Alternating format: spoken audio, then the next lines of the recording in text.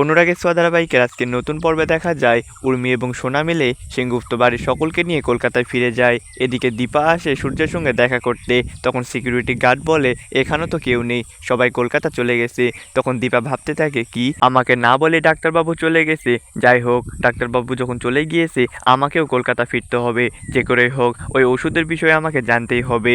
এরপর দীপা আসে রূপার কাছে, রূপাকে সকল ঘটনা জানালে রূপা বলে না মা, তোমাকে কলকাতা আর ফিরতে হবে না। কিন্তু দীপা বলে না, আমাকে ফিরতেই হবে, তুই আমাকে কয়েকটা দিন সময় দে, আমি সবকিছু ঠিক করে দিব, তোর আর কৃষ্ণের সম্পর্ক আমি ঠিক করে দেব, আমাকে শুধু কয়েকটা দিন সময় দে। এই কথা শুনে রূপা বলে ঠিক আছে মা, তুমি যখন যেতে চাচ্ছ যাও, আমি তোমাকে বাধা দেব না, কিন্তু একটা কথা মনে রেখো মা, তোমার হাতে কিন্তু কম সময় আছে।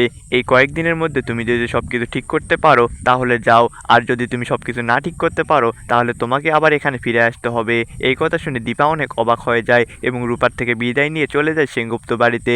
এটি দেখা যাবে অনুরাগের ছোঁয়া ধারাবাহিকের নতুন পর্বগুলোতে। ভিডিওটি ভালো লাগলে অবশ্যই একটা লাইক দিবেন।